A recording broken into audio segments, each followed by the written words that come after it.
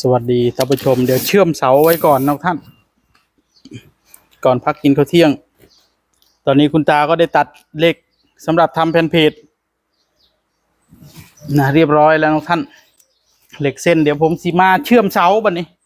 เสาเนี่ยก็จะเป็นเหล็กกองซีนะท่านเหล็กกองซีเอามาประกบกันนะก็จะเป็นเสานะพี่น้องเอ้ย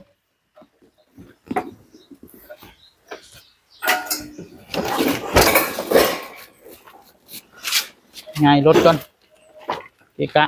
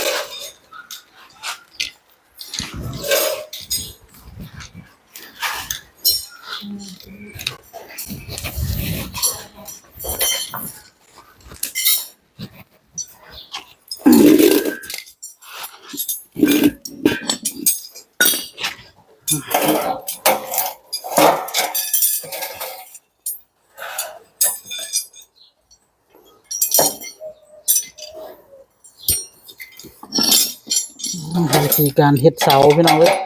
อันนี้เสาแบบดัดแปลงนะเสาดัดแปลงแข็งแรงเหมือนกันแต่ก็คันคนมีเงินก็เอาเสาแบบสำเร็จเลยดีกว่าเอาที่มันเป็นเสาเลยนี่ในกรณีที่แบบอยากประหยัดพี่น้องเอ้ยเอาเหล็กกองซีมาเฮ็ดเสาเอาได้คือกัน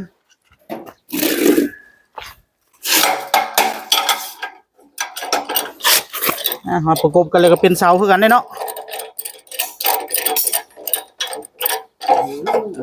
สองตัวคนหนึ่งไม่เป็นเสาเลย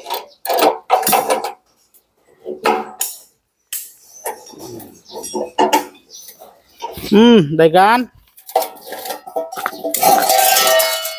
นี่ก็แทนตัวที่เราบากป้าโทพอดีเป๊ะเลยตาเอ้ยคักขนาดเลยนี่เห็นบ่ใส่ตัวนี้นะพอดีเลยนี่เฮาบ่ต้องบากเลยเนาะบัดนี้เนาะคักปันยัง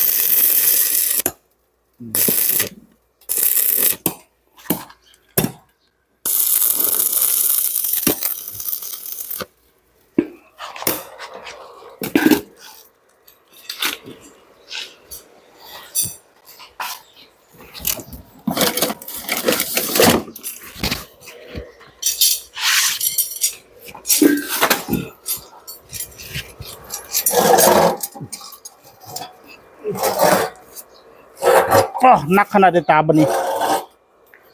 เห็นธรรมดาเด้มันไปใช้นะ เอาไว้ใส่ ไว้ ใส่รถไว้นี่ว่าสิเชื่อมเฮ็ดอยู่นี่บ่ได้เชื่อมเฮ็ดอยู่นี่บ่ นี่ยุ่งมัน เอาแบบนั้นเนาะ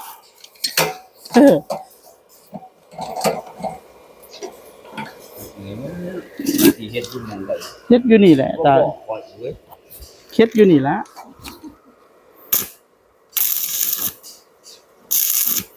ก็ว่าอยู่สิพาเฮ็ดอยู่นี่ไปฮอดพุ่นฮอดไป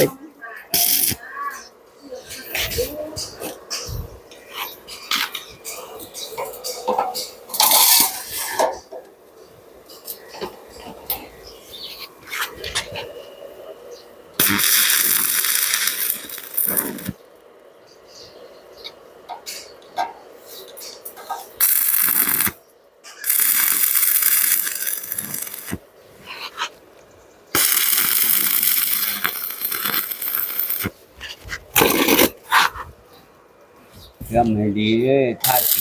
ให้มันแล้วเลย เชื่อมซำนี้ละ สีถ้าเหลียงว่าท่าเลย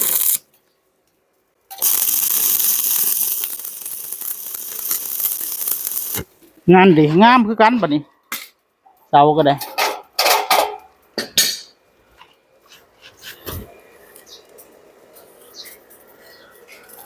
หนักตึกเลยบัดนี้ตาเอ้ย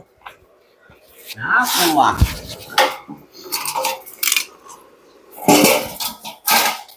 นักกว่าตัวนั่นว่าคอยว่ามันหนักกว่า อะหนักกว่าเสาอันนั้นเด้อเนาะหนักกว่าเติบอยู่ บ่ไอ้กล้องซีที่จะเอาไปหันคอยว่ามันหนักกว่า วันนี้เอาละบัดนี้ได้การอยู่เนาะตาเนาะเสานี่ งามกว่า 2.30 เมตรเอาโอเคได้การต่อขึ้นไปพุ่นอีกเด้เนาะบัดยามวางคานวางหยังก็สูงแหละ อันนี้เป็นเด้อดาอายุ นะโอเคได้การพร้อมใช้งานแล้ว1 ตัว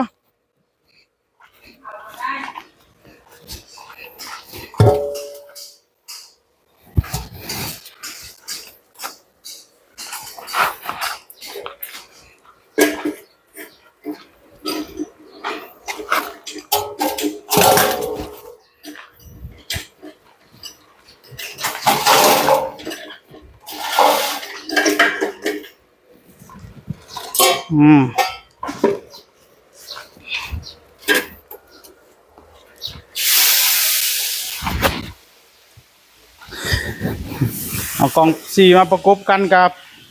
ทรงคือเสาแล้วพี่น้องแบบนี้ ได้การแล้วคือเสาแล้วเนาะเบิ้งจังไดก็คืออันนี้เราก็ไม่ได้บากนะท่านเราก็เอาเสาเนี่ยตัดเหลื่อมกันแบบนี้เขาตัดเหลื่อมกันแล้วเขาก็บรรยามเขาขึ้นโค้งเขาก็ขึ้นแน่นี่เลยแบบนี้จังสี่เลยพี่น้องเลยนี่แทนกันบากเสาไปดูตัวแบบนั้นเลย